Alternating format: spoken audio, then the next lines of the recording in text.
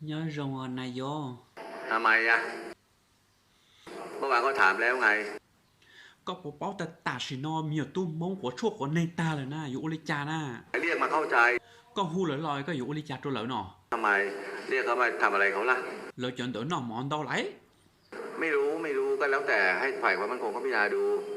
นะที่เรียกมาแล้วครั้งคืนเปลืองข้าวด้วยนะเราจะเนี่ยcủa chuột của này đấy là nhớ hại rộng sẽ cóอยู่มุ่งเจอเราลิจาเนาะทำไมล่ะจะไปเชิญที่ไหนจะเชิญที่ร้านค้าหรือไงหรือไปเชิญในตามส้วมห้องน้ำหรือไงก็เชิญที่บ้านดิเราจีเนาะเจ๋นะว่าร้านค้าเขาตรงไหนเจอตรงไหนเขาเจอตรงนั้นน่ะกูใช่มาก็บ้าอำนาจเท่าเลยนะก็นะผมไม่ใช่ไอ้พวกบ้าอำนาจเฮ้ยเข้าใจกันทีมันจะหาเรื่องอยู่นั่นแหละเที่ยวจะทะเลเดอกูสานุก็หายเดียตาชินอนะเล่นเดือละโมโฟนนะจีเต้ไม่อาจจะมาแล้วไทยร่วงเกาซื้อไอ้แล้วจีมูป้าไอ้ก็หายลิจาเมื่อวานทีนะโมโหได้ไอ้คนถ่ายรูปมันถ่ายได้ยังไงนายกกูสานุก็นะตัวในขู่ก็มั่วมีหน่วยยาวอนุบาลเดี๋ยวดินดาวนะจอดพุ่งยืขู่ปลุนเดี๋ยวแล้วยี่จีป้าตัวมีหน่วยเดี๋ยวเลยก็สาลิจาเขาเนาะเนี่ยเขาเรียกว่าจิตใจมันต่ำไงด่าทีก็หายเลยก็จินชายด่าเจขู่จะเลือกก็ละอนายกไม่กลัวแล้วด่าแกทำไมขนาดอำนาจอย่างนี้มันยังท้าทายแบบนี้แล้วถ้ามันไม่มีกฎระเบียบมันจะเกิดอะไรขึ้นนายกกูนูก็ใช่ก็ปอกคลิปมองจีป้อนเนี่ยกูสาป้อให้เดียพงเอปลาวิทน่ะนิวภาษาจีป้อนเนี่ยเล่นเดาเที่ยอยากผมรู้ท่านอยากก็ป้อเลยจ้าถามทุกวันอยู่เนี่ยนิวที่เราเลยนะนิวบุคือนะเหนื่อยอะไรแล้วได้ขายข่าวไง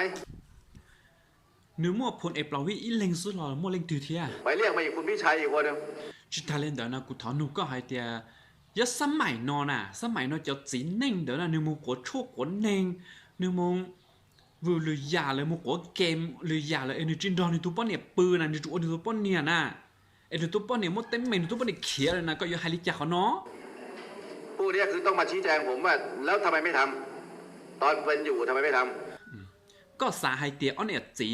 ยอดตื้ออยู่จิตาอวดดัจีของเดอะปตาวน่ะอ่ะแล้วมันเพื่อมุ่งหมายอะไรล่ะ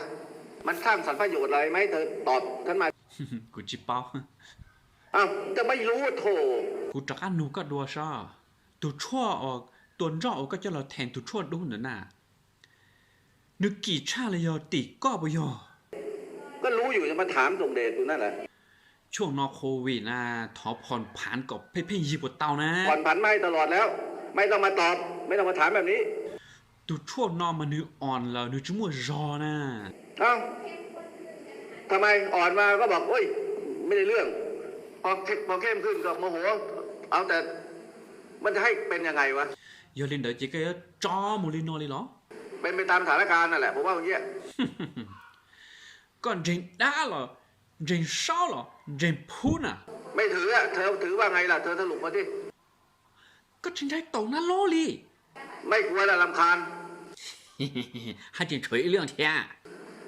มีอะไรรีสอร์ทสีพันวา我家ก็จะสั่งก็我认为那个普通เบอร์ทั้งหมดแจมเนาะ我家ก็จะสั่งเนาะก็จะสั่งลีโอ้ไม่ได้ทำอะไรเลยจ้ะสั่งไปแล้วทั้งหมดมันสั่งไปแล้วปากหลุดไปไม่ได้ทำอะไรเลยไม่รู้เรื่องอะไรเลยสั่งไปแล้วไม่ได้ทำอ่ะก็กูให้เคลียร์รอเดี๋ยวอยู่อุลิจ้า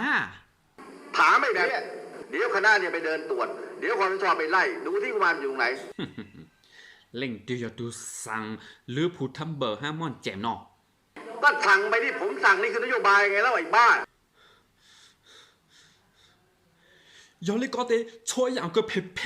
ภาษี一撥仔人你我哋要交到係不要ก็要到สั่ง不要ไอ้ที่เขาทำทุกวันนี่ผมสั่งเข้าใจยังกูนูก็เลยน้อยก็จะเจ้าเชี่ยเหรอพอใจมันก็ต้องพอใจดิว่าชัวอีเรื่องเทียไม่เอาแล้วเฮ้ยเรื่องนอมา